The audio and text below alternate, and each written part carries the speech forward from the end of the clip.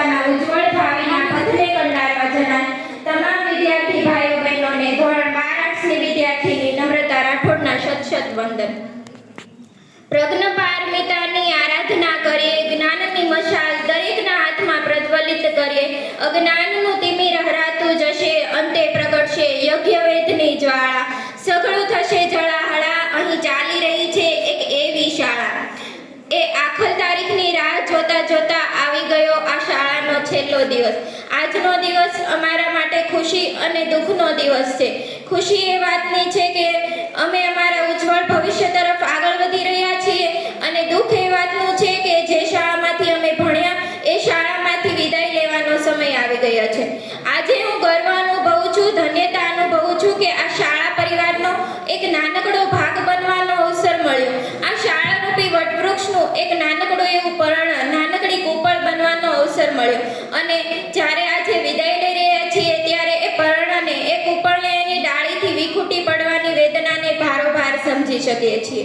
ધોરણ 8મું ભણતા ત્યારે કોરોનાનો કેર ચારે કોર વર્તાતો હતો, અને પૂરું કર્યું ત્યારે બસ મનમાં એ જ પ્રશ્ન હતા કે હવે પછીનું શાળા જીવન કેવું હશે, શાળા કેવી છે, શિક્ષકો કેવા છે અને સહપાઠીઓ કેવા છે. અને ત્યારે બસ એક જ પ્રકાશિત માર્ગ દેખાયો, અને એ હતો આ શાળા પરિવાર સાથે જોડાવાનો. ધોરણ 9-10માં એ સુધીર સરનું ગુજરાતી, અર્જણ સરનું હિન્દી, અશોક સરનું અંગ્રેજી, ભરત સરનું સંસ્કૃત, વલ્લભ સર તથા હિરેન સરનું સામાજિક વિજ્ઞાન શીખવા માટે ખૂબ ખૂબ આભાર. ધોરણ 11-12માં ભૂમિકા મેમને મને ખાલી મનોવિજ્ઞાન, ભૂગોળ અને સમાજશાસ્ત્ર જ નથી શીખવ્યું, પરંતુ આજે જ્યારે અહીં સ્પીચ બોલી શકું છું ને તો એનું શ્રેય ચોક્કસપણે એમને જાય છે. તત્વજ્ઞાન જેવા અઘરા વિષયને ખૂબ જ સરળતાથી અને હસતા હસતા શીખવનાર અર્જણ સરનો હું આભાર માનું છું. ઇંગ્લિશ શીખવનાર વેદાંત સરનો આભાર માનું છું.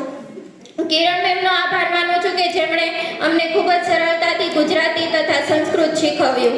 ધોરણ 11માં સમાજશાસ્ત્ર ભણાવનાર હિરેન સરે અમને ભણવાની સાથે અનેક નવા પ્રશ્નો પૂછીને અમારા જ્ઞાનમાં વધારો કર્યો હતો.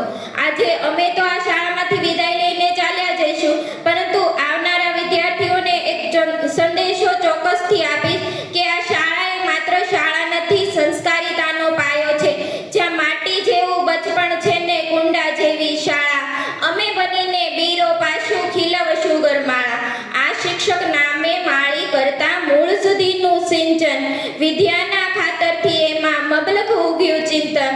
આ ઝાડ એકદી મોટું થાશે, ઉગશે એમાં ગરમાળા, અમે બનીને બીરો પાછું ખીલવશું ગરમાળા.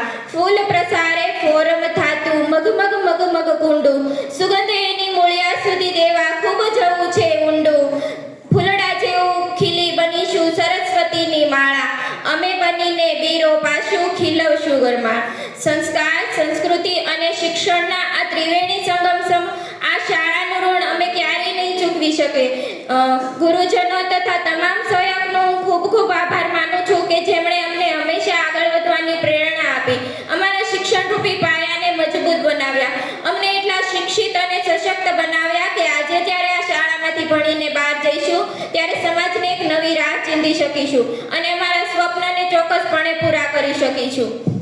આજે જ્યારે બોર્ડ એક્ઝામની થોડાક જ દિવસની વાર છે, અને પછી એ કોઈ પણ એક્ઝામ હોય, શાળાની હોય, કોલેજની હોય કે જીવનની હોય, એ દરેક પરીક્ષાના પરિણામ વિશે બસ હું એટલું જ કહીશ કે અર્જુને જ્યારે ધનુર્ધર વિદ્યા શીખવાની ચાલુ કરી છે ને ત્યારે પહેલી જ વાર એનું તીર પક્ષીની આંખમાં જઈને નહીં વીંધ્યું હોય, એનો પણ કેટલાય તીર વચ્ચે જ પડી ગયા છે, અથવા તો આમ તેમ આડી દિશામાં ફંગોળાયા છે, અથવા તો એ પછીના પ્રયાસે જ્યારે એણે તીર છોડ્યું છે ત્યારે પક્ષીની આંખને અડીને જતું રહ્યું છે, પણ પક્ષીની આંખ નહીં વીંધી શકી હોય. અને અર્જુન પોતે પોતાની ક્ષમતાઓને વિકસાવીને પક્ષીની આંખ વીંધી શક્યો. અર્જુને પોતાની આ ક્ષમતાઓને આ હદે વિકસાવી, અને અર્જુન જ્યારે પોતાની ક્ષમતાઓને આ હદે વિકસાવે ને ત્યારે જ કૃષ્ણ ભગવાન પોતે જ એના સારથી બને. આપણે પણ આપણી ક્ષમતાઓને આ હદે વિકસાવવાની છે. આપણી આજુબાજુ જે વ્યક્તિઓ છે, જે આપણને ટીચર્સ છે, જે આપણને કંઈ શીખવાડવા માટે આતુર હોય, એમને એમ થાય કે આજે આ વિદ્યાર્થીઓ આવ્યા છે તો એમને કંઈક નવું શીખવાડું, કંઈક નવું આપું. એની અંદર એવી